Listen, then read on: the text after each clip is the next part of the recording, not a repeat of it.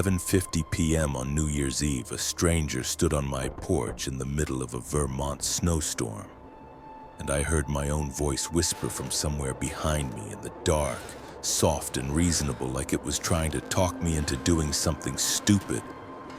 Let him in.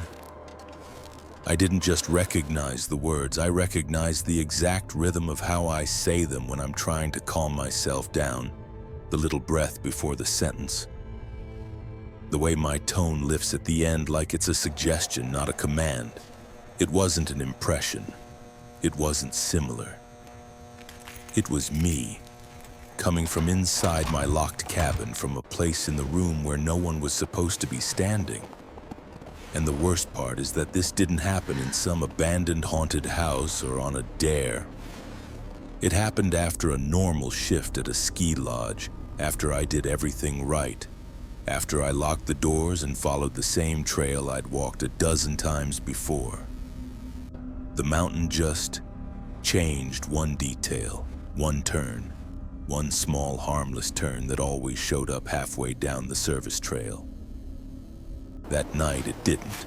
If you like true scary stories that feel way too real, stories that start ordinary and then twist so slowly you don't notice until you're already trapped, make sure you subscribe. It really helps the channel, and it's the best way to support me so I can keep bringing you the kind of horror that sticks with you long after the video ends. Now let me tell you what happened on that trail, because I still don't sleep right when December rolls around. I had moved to Vermont in late November, the kind of move you make when your life feels too tight where you are and you convince yourself a new place will loosen the knots. I didn't come with some big dream. I came with 2 duffel bags, a dented car, and a stubborn little hope that if I changed my scenery, I could change my mood. The town was postcard pretty, snowy rooftops, warm window lights, pine trees like dark silhouettes against the sky. But it's hard to feel cozy when you don't belong anywhere yet. I needed work fast. Mount Holloway, small resort, busy on weekends, absolutely insane on holidays, hired seasonal help every winter. I applied, got the job, and pretended I was excited about it. The truth is, I just wanted something that paid rent and didn't ask questions.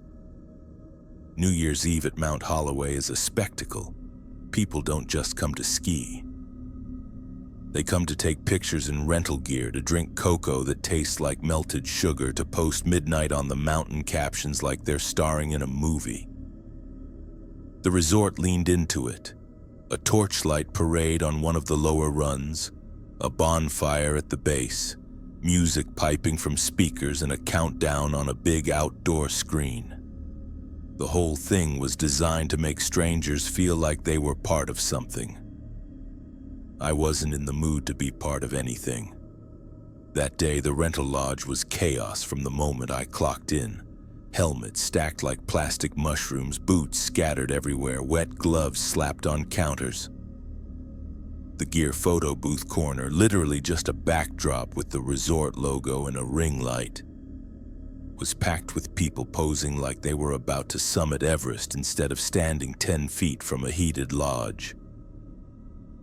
My shift was supposed to end at 9. By 8:30, most of the full-timers were already mentally gone, talking about where they were meeting friends, who had fireworks, who had a flask. A couple of them slipped outside to take a call and came back smelling like whiskey. Nobody wanted to be the last person in the rental shop on New Year's Eve. I volunteered. It wasn't some heroic thing. I just didn't have a party to go to, and the idea of forcing myself into someone else's celebration made my skin itch. So I stayed behind to close out, count inventory, log returns, wipe down benches, lock the racks. All the mindless tasks that keep you busy enough that you don't have to think about how quiet your phone is. At one point, while I was sorting poles, I found a lift tag on the floor near the boot bench. A little silver metal piece, the kind that clips to a zipper pull. It had an old resort logo stamped into it, faded from years of rubbing against fabric. I thought it was lost and found junk. I pocketed it without thinking, mostly because it felt wrong to leave it on the dirty floor. That tiny decision matters later, and I hate that it does. By the time I finished, the lodge was empty in that unsettling way buildings get after crowds leave. Not just quiet, hollow. Like the noise didn't fade, it drained out, and what it left behind was thinner than silence. I shut off the overhead lights, checked the locks twice, and stepped outside into air so cold it felt clean. Down at the base, I could see the glow from the bonfire between trees. I could hear muffled music, the dull thump of bass like a heartbeat underground. People were cheering already, practicing excitement. Every so often, a flare of light would sweep across the slope from the torchlight parade, a line of skiers moving like fireflies. I stood there for a second with my breath fogging in front of me, watching other people celebrate, and I remember thinking, this is fine, this is peaceful, this is exactly what I wanted, quiet. Then I started walking home. My place was a small rental cabin the resort leased to seasonal workers. It wasn't fancy. One bedroom, a tiny kitchen, a porch with a railing that creaked when the wind hit it. It sat just under a mile down a service trail behind the lodge, the kind of trail maintenance vehicles use during the day. In winter, it was packed snow with a dusting of fresh powder on top, and the trees crowded in close on both sides like they were trying to eavesdrop. I'd walked it dozens of times, even at night. Even when the wind was sharp enough to make my eyes water. I knew the landmarks. A bent birch that looked like it was bowing, a cluster of rocks half buried in snow, and a left curve at the halfway point where a skinny path broke off toward an old storage shed. That left curve was the mental checkpoint. See it and you're halfway home. I had a flashlight, but the beam didn't go far. Snow eats light, it swallows it whole and gives you back a smaller world than you're used to. The trees were dark columns, and the trail ahead looked like a tunnel. I walked steady, boots crunching, hands shoved deep in my coat pockets. My mind was doing that thing it does when you're alone, half replaying the day, half planning tomorrow, half drifting. I was tired enough that the cold felt more like pressure than pain. And then, without any dramatic moment, I realized I should have reached the left curve already. I slowed down. At first, I told myself I'd spaced out and walked past it. That happens. Your brain goes on autopilot. The trail curves and you don't notice. It's dark. It's New Year's Eve. You're thinking about nothing and everything.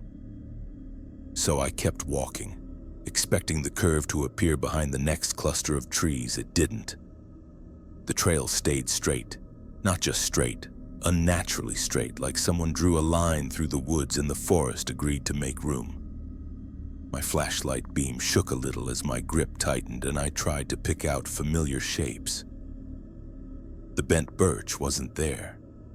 The rocks weren't there, it was all just trees, endless identical trunks and heavy branches holding snow like frozen waves.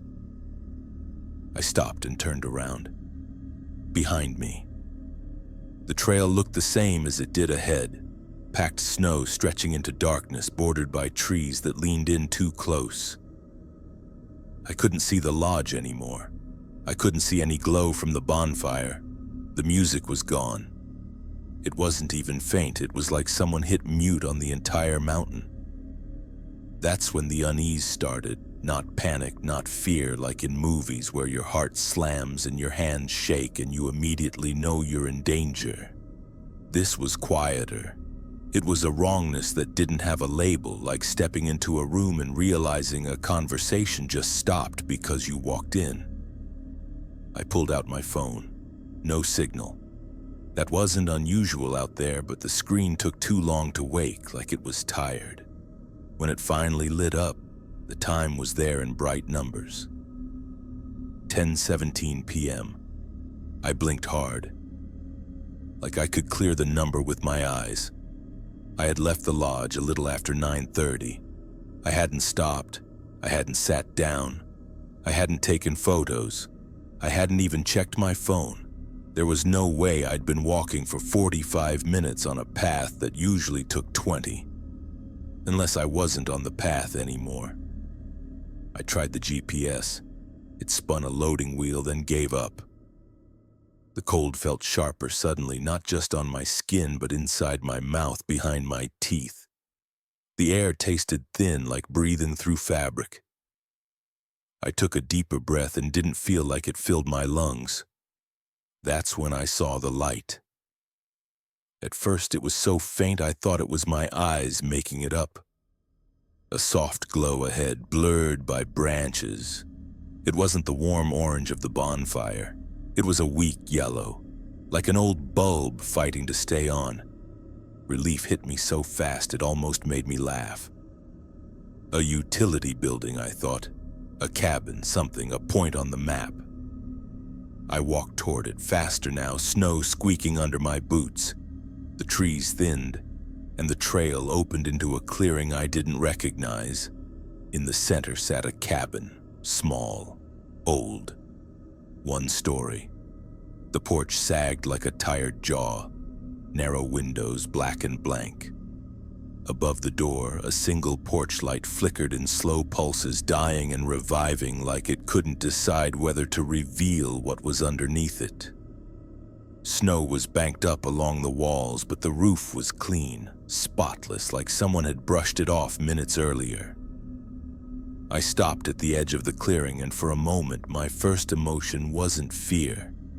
It was embarrassment, like I'd wandered onto someone's property and was about to get yelled at, like I was the problem. I took a step back, ready to turn around and find the real trail again, and that's when I saw him. A man stood at the far side of the clearing, just inside the tree line, maybe 10 feet away from the first row of trees, far enough that the shadows hid details. He hadn't been there a second ago. At least I swear he hadn't. He wore a long dark coat and a knit cap pulled low. His hands hung at his sides. His posture was loose, almost casual. But there was something about the stillness of him that made my skin prickle, like he'd been carved and set up right. I waited to hear the crunch of his boots, the snap of a branch. Anything that would tell me he arrived. Nothing. He looked at me like we were in the middle of a conversation I didn't remember starting. Then he spoke, calm as a librarian. "You already came inside." The sentence didn't make sense at first. My brain tried to fit it into a normal shape.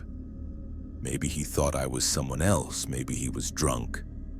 Maybe this was some weird local joke. I swallowed and managed to say, "No, I haven't." He didn't react. He didn't blink in any way I could see. He just kept watching me, face blank, like he was waiting for me to stop lying. And something in my gut, something old and animal, told me not to keep talking. I didn't ask who he was. I didn't apologize for trespassing. I didn't say I was lost. I moved slowly along the edge of the clearing, keeping trees between us, keeping my shoulders angled so I didn't turn my back. His head followed me, tracking like a camera. I expected him to step forward, to call after me, to say something sharper. He stayed exactly where he was. I walked until the cabin was out of sight, then kept walking faster, breath burning in my throat. The woods looked the same in every direction. My flashlight beam caught the same repeating pattern of trunks and snow and branches. I tried to find the trail, tried to find anything familiar, and all I found was more of the same. Time became slippery. I checked my phone again. 10:41, that made no sense either. I'd been walking hard. I should have been home, or at least close. My chest felt tight, like the air was getting stingier the deeper I went. Every so often I thought I heard something behind me. Not footsteps, not a chase, just a soft shift like snow settling under weight. I refused to turn around. I started naming landmarks out loud, even when I didn't recognize them, like speaking could anchor me. Big pine, split trunk, rock. My voice sounded too loud in the quiet, too human. Eventually, the service trail appeared like it had been there the whole time, curving gently between two familiar trees. The bent birch, the rocks. My halfway left turn. There it was, as normal as a memory. My relief was so intense it made me angry. Like the woods had been playing with me and I'd fallen for it. I made it to my cabin a little after 11. The lights were off. The porch was dusted with snow the way it always was. Everything looked normal enough that I almost convinced myself the clearing in the cabin had been a stress hallucination, a trick of fatigue and cold. Almost. Inside, I didn't turn on the lights. I don't know why. Maybe I didn't want to see how alone I was. Maybe I didn't want to give the darkness a shape. I kept my coat on, sat down on the floor with my back against the wall and listened. No wind, no radiator clicks. No distant music from the resort. Just a silence so heavy it felt like the cabin was holding its breath. At 11:50 there was a knock. One knock, firm but not angry. The kind of knock that says, "I'm here and I'm not leaving." My body went cold in a way that had nothing to do with weather. I got up slowly, like sudden movement might make whatever was outside remember it had teeth. I crept to the door and looked through the peephole. He was there. Same long dark coat. Same knit cap. Standing on my porch like he'd been waiting patiently the whole time. His face looked pale in the porch light, but not wind-burned. He wasn't shivering. There was no fog of breath on the glass. He stared straight at the door, not scanning, not fidgeting, like he knew exactly where I was on the other side. Another knock, 2 beats slower. And then, from behind me, inside the cabin, my voice spoke. Quiet but clear, close enough that it raised the hair on my neck like a hand. "Let him in." It came from the darkness of my living room, from the space between the kitchen and the bedroom, from nowhere and everywhere at once. I didn't turn around. My hand found the doorknob anyway, not because I wanted to open it, but because my body didn't know what else to do with itself. My fingers trembled against the cold metal. The knock came again, and my voice repeated, calmer this time, persuasive. "It's fine. Let him in." I wish I could tell you I thought of a clever plan. I didn't. I went pure instinct. I backed away from the door, keeping my eyes on the peephole like it was a weapon, then slipped into the bedroom and shut the door behind me. I locked it, even though it was a flimsy lock that wouldn't stop a determined person. I crossed the room and shoved the window up with numb hands. Cold air punched in. Snow spilled onto the sill. I climbed out in my socks. The snow was brutal, instantly soaking through, biting my feet so hard it felt like stepping on glass. I didn't care. I ran. I ran off the porch, through the yard, down toward the main road without looking back once. Behind me, I heard the front door knock again. Closer somehow, like the sound traveled through the night and touched my spine. I hit the road and waved my arms like a maniac. Headlights appeared through the trees, slow, heavy snowplow lights cutting a path through the dark. I stumbled into the beam and the driver slammed the brakes. He rolled down the window and warm air spilled out like mercy. "You okay?" he called. I tried to speak, but my throat locked. All I could get out was, "Please, please, take me to town." He looked past me, up the road, like he expected to see someone chasing. "Where's your coat?" I looked down at myself, finally registering how stupid I looked. Socks, half-zip jacket, hands raw from cold. "I'm fine," I lied, because lying was easier than explaining that a voice wearing mine was still inside my cabin. He opened the passenger door. I climbed in, shaking so hard my teeth clicked. As the plow started moving, I glanced back once through the rear window. My cabin was just a dark shape in the woods. The porch light was on. The snow fell soft and steady, erasing tracks almost as soon as they formed. And on the porch, in that small square of light, I thought I saw a figure standing perfectly still, watching the road. Maybe it was him. Maybe it was my brain trying to finish the picture. Either way, I turned forward and didn't look again. The driver dropped me at a diner in town. I sat in a booth with a cup of coffee I didn't taste and waited for my hands to stop shaking.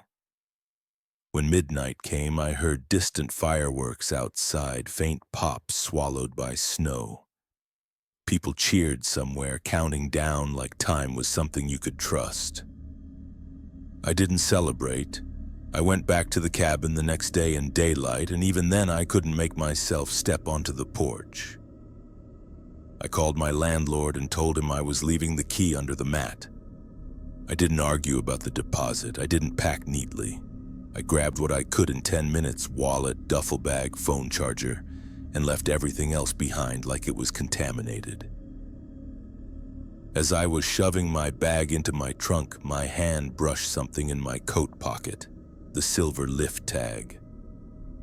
I pulled it out and stared at it, not really understanding why my stomach dropped until I noticed the back of it, where the metal had been scratched, rough and fresh, as if someone had taken a nail and carved into it recently.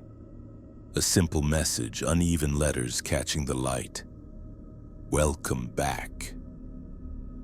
I stood there in the cold, holding that tag like it was evidence. And for the first time since moving to Vermont, I felt something stronger than fear. I felt clarity. Some places don't want you to belong. Some places don't care how careful you are or how polite you try to be. They just decide you're part of the story now. And if you're lucky, if you listen to that quiet instinct before it gets talked over by shame or logic, you can still choose to leave. I drove south that morning, away from Mount Holloway, away from the service trail, away from the cabin that shouldn't exist. I didn't tell people the full story because I wanted to keep my job history clean and my life normal. I told them I didn't like the cold. I told them the work wasn't for me. But every New Year's Eve, when the world gets loud and people lean into midnight like it's a promise, I think about that knock at 11:50. I think about my voice in the dark, trying to convince me that opening the door would be the simplest thing in the world. And I remind myself of the only reason I'm here to tell you this. I didn't open it. If you've never been that kind of tired, the kind that lives behind your ribs and makes everything feel heavier than it should, you might not understand why I said yes so quickly. A week after I fled Vermont, I was sleeping in short, broken stretches in a cheap rental with thin walls and a heater that clicked like it was counting down to failure.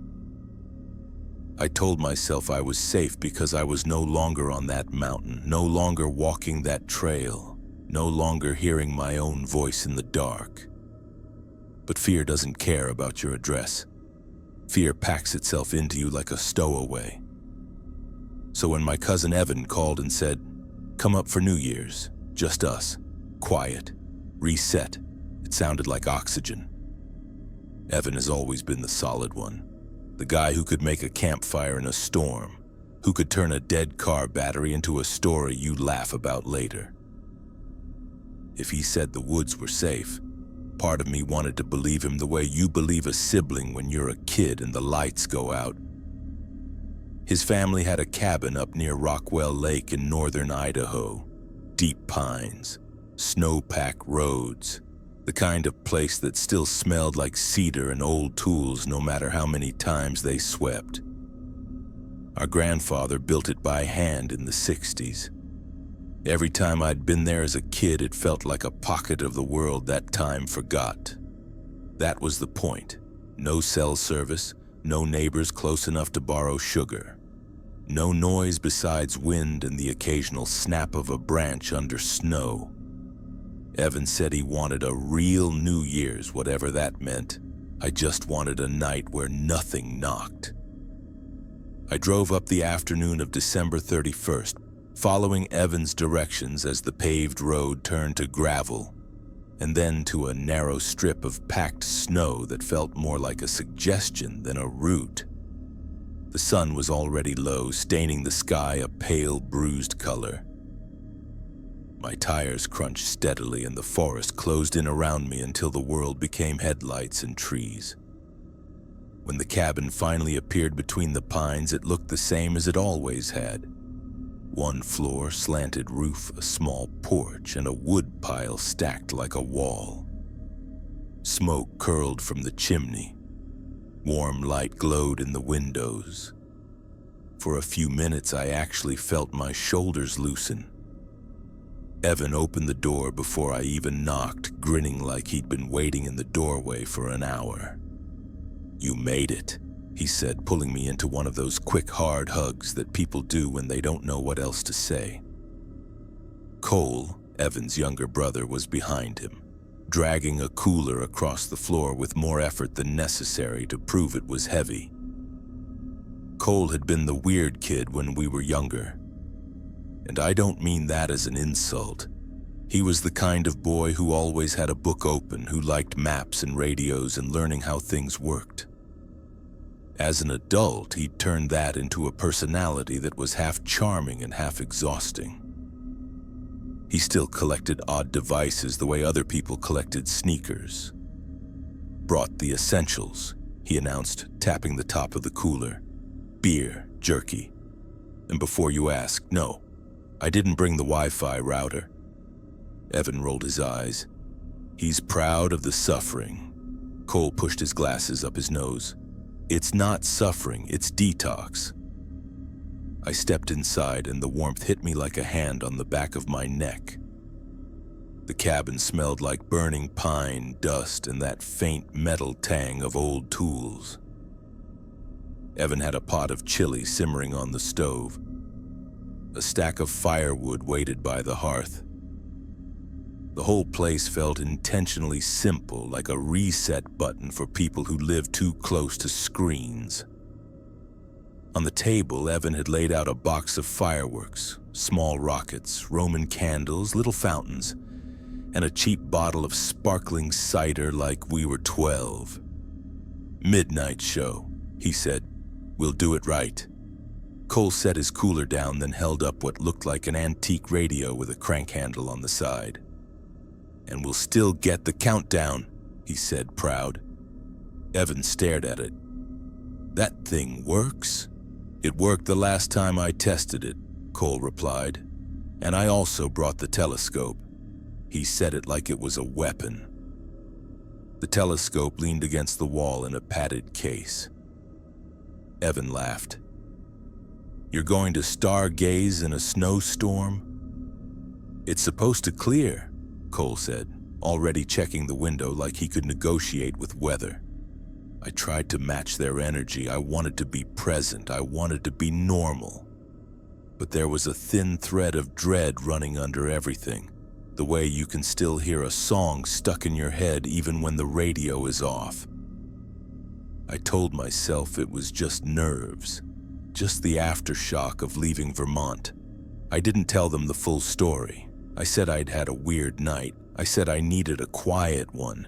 Evan didn't press. That's another reason he's the solid one. We ate chili, drank beer, and did what people do when they're trying to believe a night can be safe. We joked about resolutions. Evan said he was going to start running again. Cole said he was quitting doom scrolling, then immediately launched into a lecture about how phones are designed to keep you anxious. I nodded and pretended my hands weren't still cold from something that had happened days ago. Around 9, the snow eased. The wind dropped. When Evan opened the door to toss a log on the porch for later, the air smelled clean and sharp, and the sky had that brittle clarity it gets before the temperature really drops. "Perfect," Evan said. "Let's set up the fireworks before it starts again." We bundled up like we were going to war, boots, coats, hats, gloves. Evan grabbed the fireworks box, Cole grabbed the telescope because of course he did. The clearing behind the cabin was wide enough to feel exposed. Snow lay smooth and bright under the moon, packed down near the porch where we'd walked. Untouched beyond that. The tree line stood in a dark ring around us, tall pines with branches heavy like shoulders. Evan stomped out a spot for the fireworks, setting the box down with a thud. Cole set up the telescope in the snow like it was a tripod in a studio. "You're actually doing this," Evan said, amused. Cole adjusted the lens, peering up. "You can see Jupiter tonight," he said, "if the clouds behave." I watched my breath bloom in front of me and tried not to scan the trees too hard. The silence out there wasn't peaceful, it was expectant. Like the forest was listening for something. Cole froze mid-adjustment. "Did one of you bring a dog?" he asked. Evan looked over. "What?" Cole's face was angled toward the tree line on the far side of the clearing.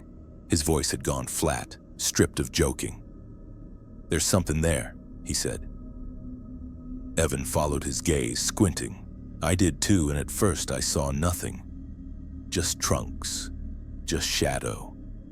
Then the shape separated itself from the dark like a bruise surfacing. It stood upright on 4 legs, but it wasn't any animal I recognized. Too tall, too thin. It had the general outline of a wolf or maybe a bear, but stretched, wrong in the way nightmares are wrong. Limbs too long, body too gaunt, head angled low like it was sniffing the ground and watching us at the same time. It didn't move. It didn't shift weight. It just stood there about 30 feet into the trees like it had always been there, and we were the ones who had arrived late. Evan lifted his arms and shouted the way you shout at coyotes, loud and confident. "Hey, get out of here!" The thing didn't flinch. Evan picked up a handful of snow and threw it. The snow hit a tree trunk and exploded into powder. Nothing. Cole's voice was smaller now.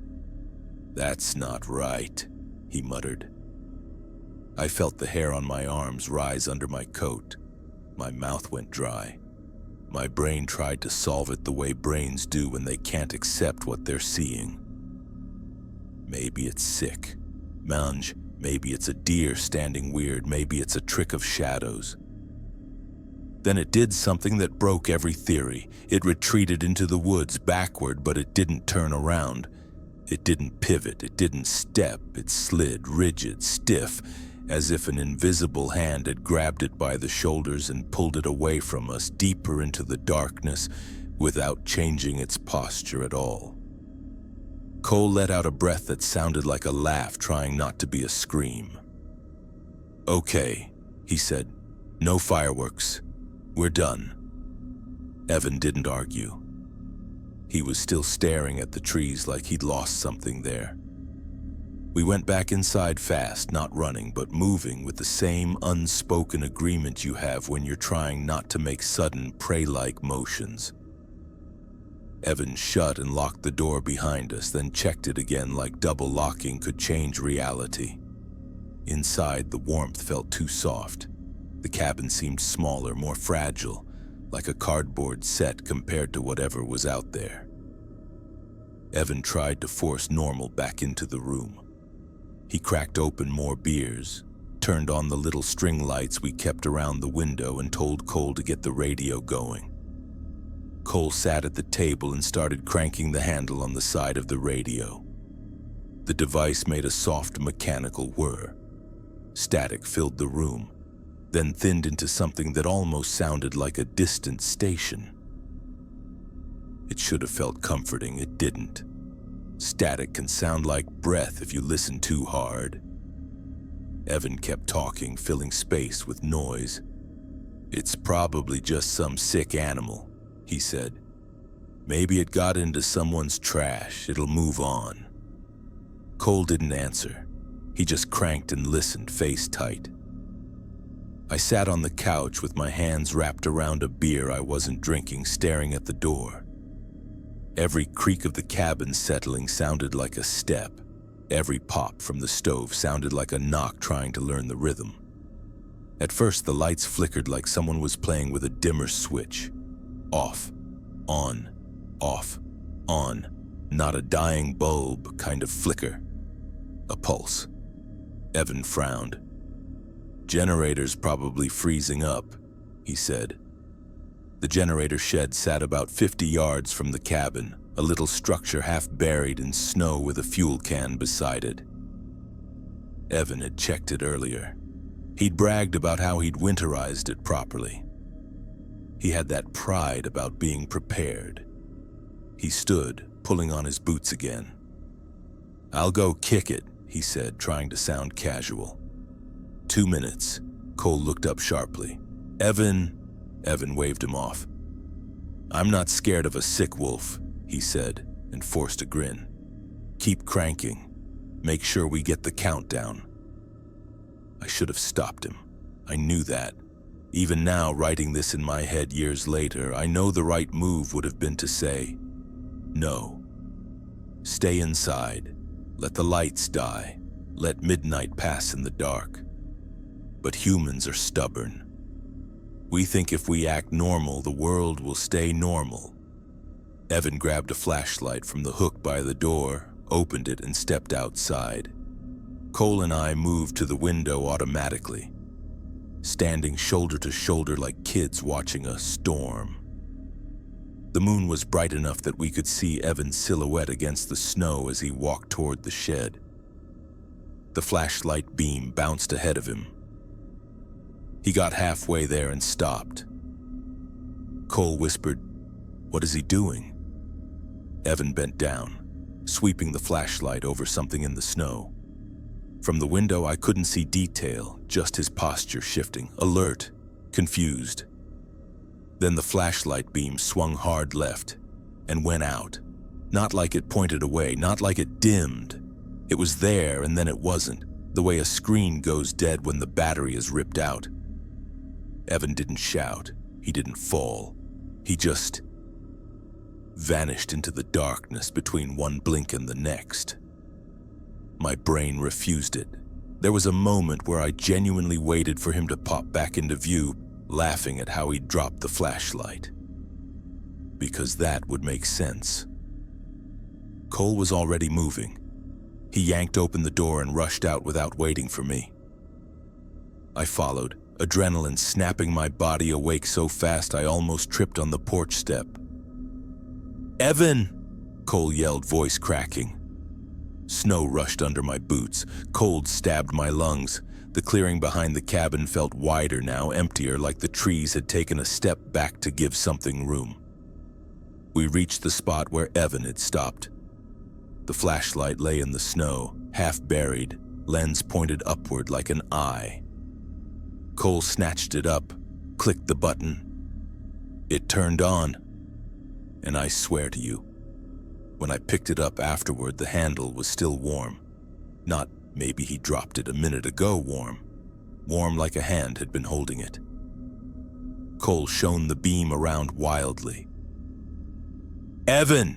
he shouted again. There were no footprints except ours and Evan's, but beside Evan's tracks there was something else. A dark line in the snow. Not footprints, not paw prints. A single dragged groove leading from where Evan had stood toward the shed and then past it, straight into the trees. My throat tightened. "Cole," I said low. "We shouldn't." Cole took a step toward the line, and a sound broke the night. A loud crack, like frozen wood splintering under sudden weight. It didn't come from the ground. It came from above. Cole's flashlight beam jerked upward. The thing was on the trees, not clinging to them, not climbing. It was moving across them like the trunks were a floor, crawling sideways at an angle that made my stomach lurch. Its limbs bent wrong, joints flaring outward like a spider's legs. It wasn't fast. It didn't need to be. It moved with the calm certainty of something that knows its meal can't go anywhere. And caught in one of its limbs, tangled and limp, was Evan's coat. Not Evan, just the coat, ripped at the shoulder, swinging slightly with each movement like a flag. Cole made a sound I will never forget. Not a scream. A choked inhale as if his lungs forgot how to be lungs. We backed away without turning our backs. Every step careful, controlled, like we were negotiating with an animal that didn't understand negotiation. My hands shook so hard I almost dropped the flashlight. The thing paused, head angling down toward us. I felt it notice us. Then slowly it slid backward along the trunks, deeper into the tree line, disappearing into shadow the same way it had earlier, as if the forest itself was swallowing it. Cole and I bolted for the cabin. We slammed the door and locked it. Cole shoved the table against it. I grabbed the wood stove tool rack, my hands moving on instinct, and wedged the poker against the handle like that would matter. We turned off the string lights. We killed every glow we could. We sat in darkness, breathing too loud, listening for the sounds that meant the outside had decided to come in. The radio on the table hissed softly. Cole whispered, "It has to be an animal." But his voice didn't believe it. At 11:30, Cole shifted on the floor near the window and his whisper changed. "There's something on the glass," he said. I leaned in and breathed lightly onto the window to clear the frost. My stomach dropped. Each pane had the same mark etched into the frost, circles with slashes through the middle, repeated like someone had drawn them with a fingertip over and over. They weren't random. They were deliberate. A pattern. We shut the blinds. Cole's hands were shaking now so hard the slats rattled. The radio hissed louder even though neither of us touched it. The crank handle wasn't moving. The radio shouldn't have had power. Through the static, we heard something that made my skin go cold in a new way. Breathing. Slow, steady inhales and exhales, like someone holding the microphone too close to their mouth. Calm. Patient, not running, not panicked. It wasn't ours, it wasn't the wind, it was too rhythmic, too intentional, like something was reminding us it had lungs. Then came scraping from the back of the cabin, long, slow, like nails on metal. It moved along the wall as if whatever made it was dragging itself around the exterior, mapping the shape of the cabin. The lights died completely. Total darkness, so thick it felt like it had weight. Cole fumbled in his pocket and flicked his lighter. A small flame bloomed, trembling. The tiny light made the room feel even smaller and the shadows feel alive. My eyes found the fireplace mantel where our grandfather had hung an old flare gun for bears. It was a relic more than a tool, faded red, heavy, awkward. I grabbed it and checked the chamber with numb fingers, one flare, one chance to make light. Outside, fireworks popped faintly in the distance, miles away, filtered through trees and snow. The world was celebrating. We were sitting in a dark cabin in Idaho, holding our breath like prey. Footsteps hit the porch. Not two, not human. 4 at a time, heavy, too evenly spaced. as if something was moving on all fours with a weight that didn't belong to an animal that size. Then a dragging sound along the porch boards, slow and wet. I raised the flare gun, aiming at the window because aiming at the door felt useless. A knock came. 1, 2, 3. Then silence. Cole whispered, Don't answer." We didn't move. My finger stayed on the trigger. Then a voice came from just outside the door, low and calm, like someone offering a toast. "Happy New Year." It wasn't Evan. It wasn't even close. I don't know how I knew that without hearing Evan say much that night. Maybe it was the certainty in the tone. Maybe it was the way the words sounded rehearsed, like they were part of a script it had used before. Cole made a small sound, almost a sob, then clapped a hand over his own mouth. The doorknob didn't turn. The voice didn't repeat itself, it just waited like it expected us to invite it in. I fired the flare through the window. The cabin exploded with red light, bright enough that the world outside snapped into focus like a photograph.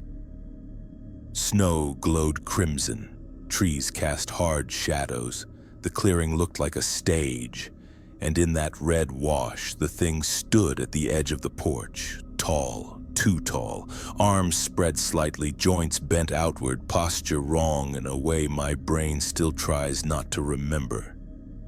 Its head lifted and its mouth opened wider than anything human. Not a roar, not a scream, just open as if it was showing us what it could be. Something dropped from that open darkness and hit the snow with a soft, heavy thud. Evan's boot. The flare's light began to die, shrinking as it burned out. In the last second of red, the thing tilted its head like it was curious, and then the light went out. When darkness returned, it wasn't just dark, it was absence, like the flare had shown us a truth and then the world erased it. Cole and I didn't sleep. We sat with our backs against the wall, the flare gun in my lap, Cole clutching the useless radio like it was a lifeline. Every time the cabin creaked, we flinched. Every time the wind shifted, we held our breath. Nothing came through the door. That might sound like mercy. It wasn't. It felt like patience. At dawn, gray light seeped into the cabin like diluted milk. The world outside looked normal again. Snow, trees, quiet. The porch was empty. No tracks, no drag marks, no Evan. Only that single boot in the snow near the porch, half covered like the night had tried to hide the evidence before morning. We packed fast, not neatly, not thoughtfully. We grabbed keys, food, water, whatever we could carry, and we left the cabin like it was a sinking ship. The road was worse than we expected. Snow had drifted higher overnight. We abandoned the car within half a mile and started walking, following the direction Evan had told us the main road would be, using the pale sun as a guide. It took us nearly 6 hours to reach pavement. 6 hours of silent woods and aching legs and the feeling that something might be moving parallel to us just beyond sight. We didn't talk about Evan because speaking his name felt like calling. When a snowplow finally appeared around a bend, we stepped into the road and waved like our lives depended on it, because they did. The driver slowed, saw our faces and didn't ask questions. He just unlocked the cab. In town, the story people preferred was simple. Evan got drunk and wandered off. It happens. It's tragic. Search teams looked for weeks, dragging the lake edge, combing the forest, shouting his name into the trees until their throats gave out. They never found him. Cole and I never corrected anyone because how do you explain a thing that slid backward into the woods like it was being reeled in? How do you describe a voice that said Happy New Year like it was offering a blessing? So we let people have their story. but I kept mine. And every year when someone talks about starting fresh at midnight, I think about that cabin and the way the forest didn't echo right, like sound didn't belong there. I think about the flare's red light catching something that shouldn't exist and the way it didn't chase us afterward, because it didn't need to.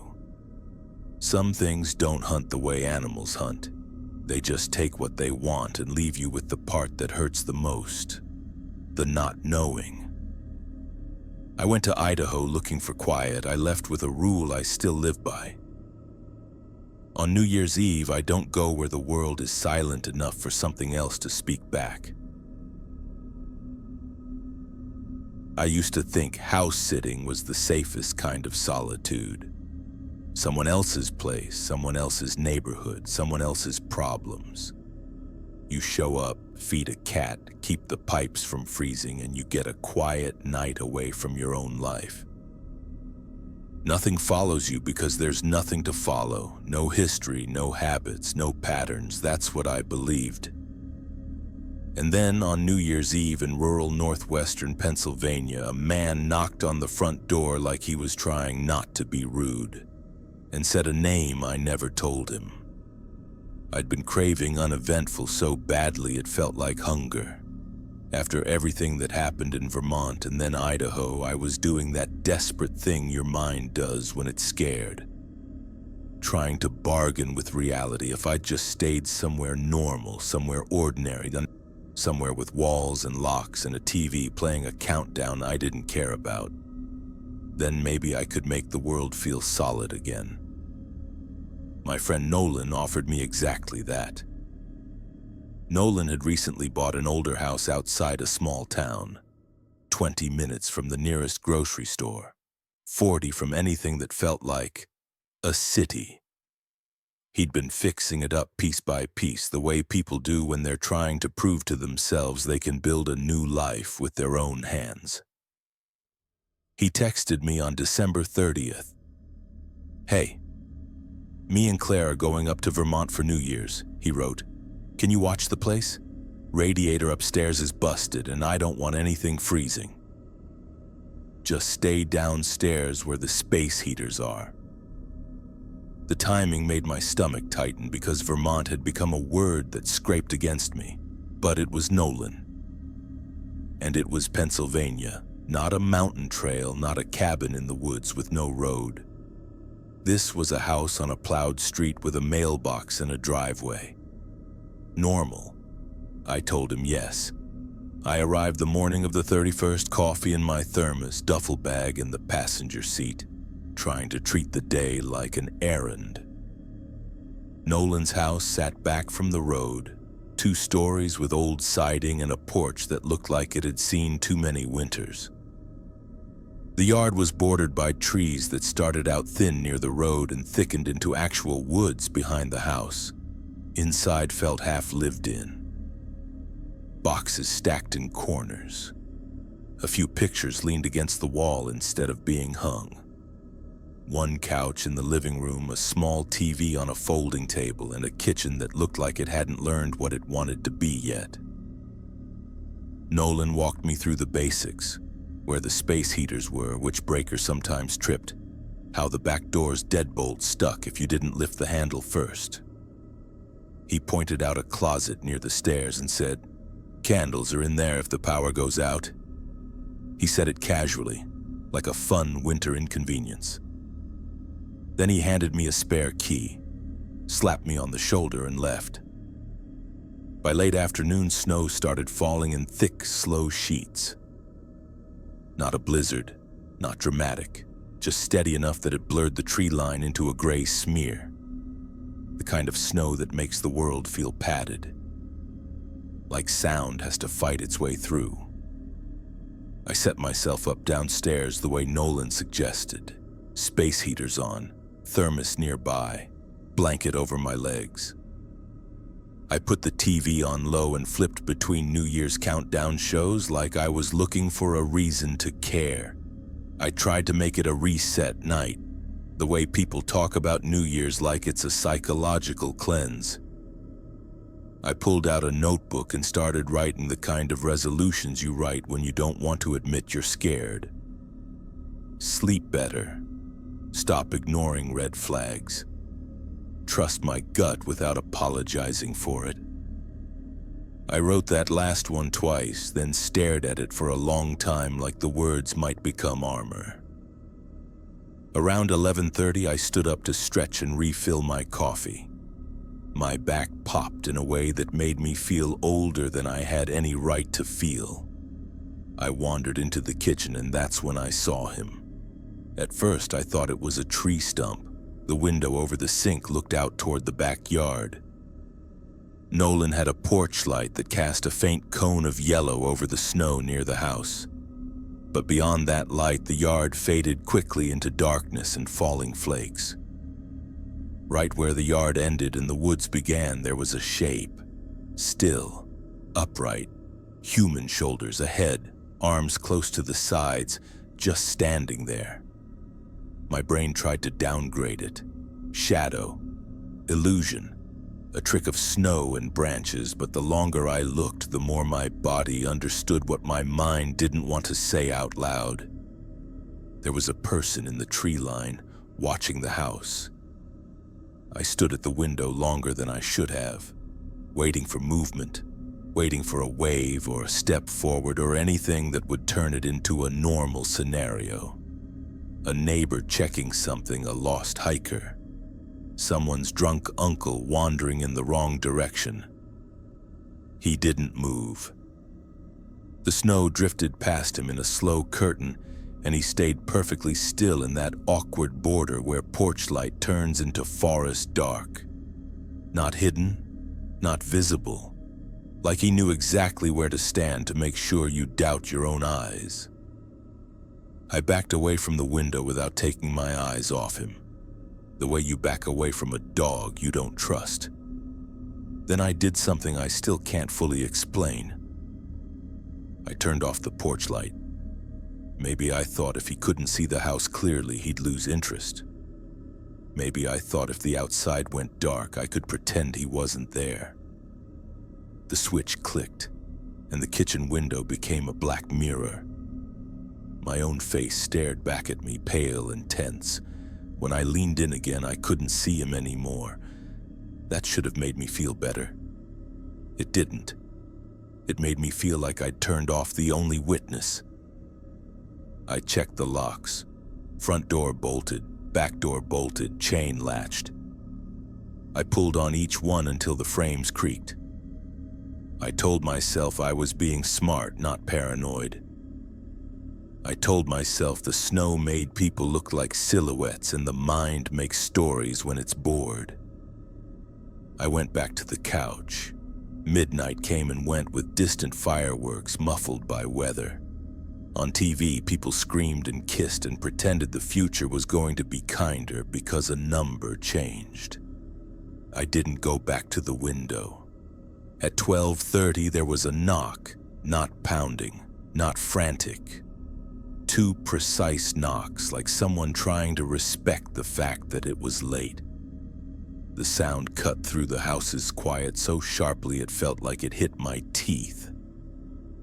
I sat still for a second, listening for another knock that would tell me this was an accident. A wrong house. A neighbor looking for help. The knocks came again, exactly the same rhythm. 2. Pause. 2. My body moved before my brain finished deciding. I stood, grabbed my phone from the coffee table, and walked toward the front door. The hallway felt longer than it should have, like the air thickened around me the closer I got. I leaned into the peephole. A man stood on the porch in a navy parka with his hands tucked in his pockets. His face was pale in the dim light, smooth and oddly calm. No redness on his cheeks, no watery eyes, no shiver. He looked like he'd stepped out of a warm car 5 seconds ago, not out of a snowy midnight. He wasn't scanning the yard or glancing back toward the road. He was facing the door like the door was all that mattered. Then, slowly, he raised his eyes. not just in my direction, straight at the peephole. It felt like being looked at through the keyhole of your own skin. I swallowed, trying to keep my voice steady. "Can I help you?" I called through the door. His answer came immediately, smooth and practiced. "Car broke down on the ridge," he said. "I just need to use a phone." His voice wasn't pleading. It wasn't annoyed. It was calm in a way that made my skin crawl, like he'd done this exact exchange many times. "I can call someone for you," I said, "Ma, but I'm not opening the door." He nodded as if that were the most reasonable thing in the world. "That's understandable," he replied. A normal person might have added "thank you" or "I'm sorry" or any hint of emotion. He didn't. "Who do you want me to call?" I asked, and my throat tightened as soon as the words left me because talking to him felt like giving him traction. He paused, just long enough that the porch light buzzed and the silence between us stretched thin. Then he tilted his head slightly and said, "You're watching the house for Nolan, right?" My blood went cold so fast it felt like my body forgot it had heat. I didn't answer. I couldn't. My mind sprinted through every possibility, desperate. Had Nolan posted something online? Had I mentioned it somewhere? Had someone seen me arrive? But I'd driven in that morning and the road had been empty. Nolan's house didn't have close neighbors, and I hadn't told anyone I was here because it wasn't a social plan, it was a hiding place. The man on the porch waited, still calm, still looking right at me through wood and glass, like the door didn't matter. I stepped back from the peephole, phone clenched in my hand. My thumb hovered over the keypad. I should have called 911 immediately. Instead, I did what people do when they're trying to be rational. I tried calling Nolan. No signal. Or maybe the call just didn't go through. My screen showed one bar, then none, then one again, like it couldn't commit to reality. Behind me, the house was too quiet, then everything shut off. No flicker, no gradual dim, just instant black. The TV died. The space heater's hum stopped. The fridge went silent. Even the little digital clock on the microwave disappeared. Total darkness, except for the pale glow of my phone screen. For a second, I stood there with my breath loud in my ears, feeling the power outage like a hand closing around my throat. The porch light was out now too, which meant I couldn't see him through the peephole even if I wanted to. I listened for footsteps leaving. I didn't hear any. I tried to tell myself this was coincidence. Power lines, snow, rural grid. It happens. But the timing was too perfect. Like someone had waited for me to get close to the door. I turned and moved toward the closet Nolan had pointed out earlier. Candles. Lighter. My hands fumbled in the dark and the fear in my chest kept trying to turn into panic. I forced myself to breathe. In through the nose, out through the mouth. Move slow. Stay alive. As I pulled the closet door open, I heard the back door creak. Not a slam, not a crash, just the soft, slight sound of wood shifting against metal, like the door was being tested gently, patiently. I froze. The back door was locked. Deadbolt and chain. I had checked it. I stood still long enough that my muscles started to ache. Then I forced myself to move because stillness wasn't safety, it was just waiting. I found a candle and a lighter, struck it, and the small flame bloomed shakily. The living room appeared in pieces, couch, coffee table, my notebook with "Trust my gut" written twice, the hallway leading to the kitchen like a dark throat. I walked toward the back door, candle held out in front of me like it could push the dark away. The door was locked. Deadbolt still engaged. Chain still in place. Relief tried to rise, but it didn't make it far because something felt wrong in a way that didn't require proof. I looked down. The boots I'd left by the back door, my winter boots wet from earlier, were gone. Not shifted, not knocked over. Gone. The mat was empty except for 2 wet outlines on the floor where the boots had been, like the house remembered them even if I didn't get to. I stared at those outlines long enough that my mind started inventing explanations it didn't believe. Maybe I moved them. Maybe I kicked them somewhere. Maybe they're by the couch. But I could still feel the memory of taking them off and setting them neatly by the door. Something had taken them, and whatever took them had done it without undoing the lock. That's the moment I stopped trying to be rational. I backed away from the back door, candle trembling in my hand, and called emergency services. The dispatcher answered calmly as if this was just another night. I gave her the address, my voice clipped and strange like it belonged to someone else. "I'm house sitting," I said, "and the power just went out. Someone's at the door and my boots are gone." There was a pause on the line, the smallest hesitation, as if her brain had snagged on that last detail. "Are you alone in the house?" she asked. "Yes."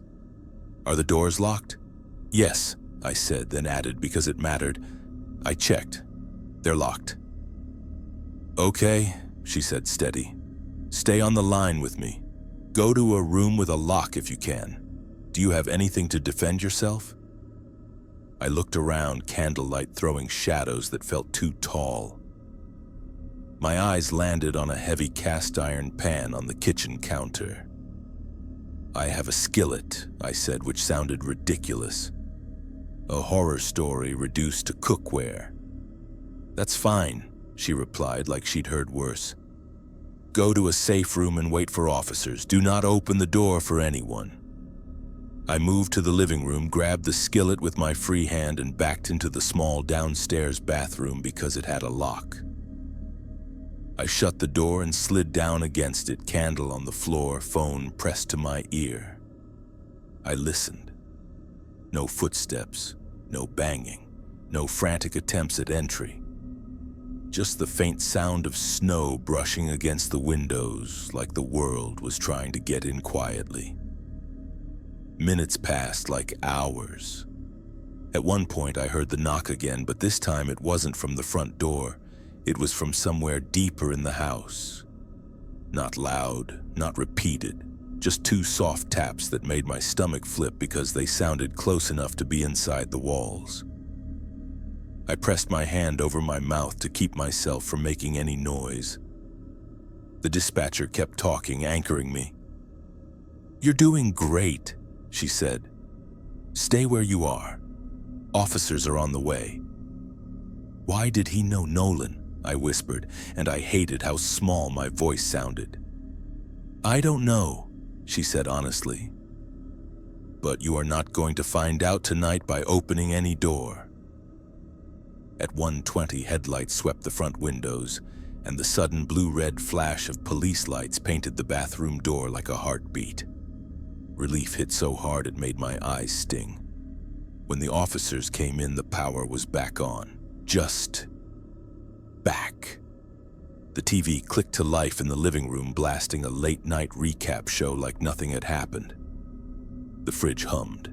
The space heater resumed its steady drone. Normal returned with an insultingly smooth snap.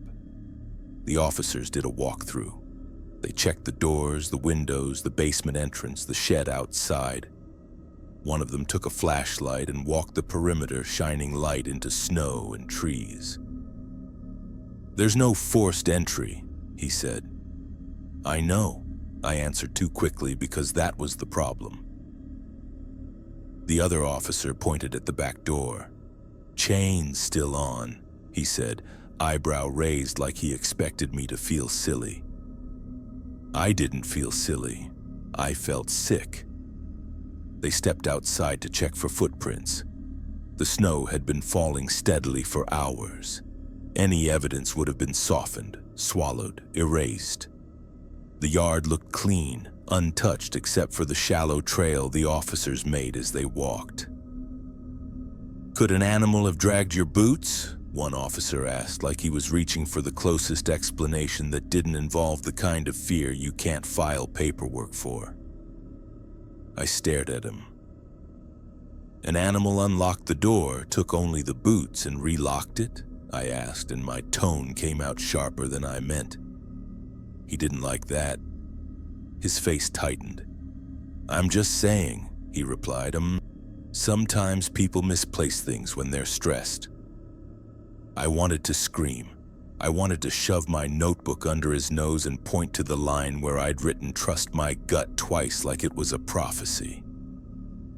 Instead, I nodded and swallowed my pride, because arguing with someone who wants your story to be normal doesn't make you safer. They stayed another 10 minutes, then told me to call again if anything else happened. As if anything else would be a polite escalation. After they left, the house felt worse with the lights on. In the dark, fear had a reason.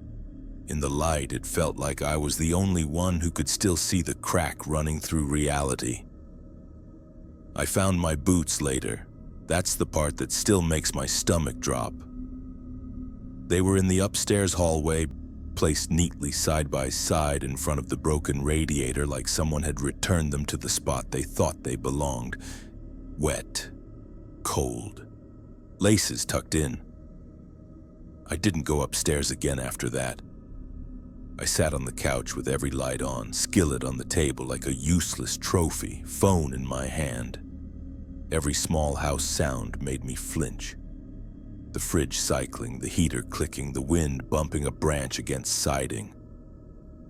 Around 4 in the morning, I finally reached for my phone to text Nolan. I didn't want to freak him out, but I needed to say something. I needed to hear a human response that wasn't calm dispatcher voice or skeptical cop voice. Before I could type, I saw a message waiting from him, sent at 12:49 a.m. "Don't open the door," I forgot to mention.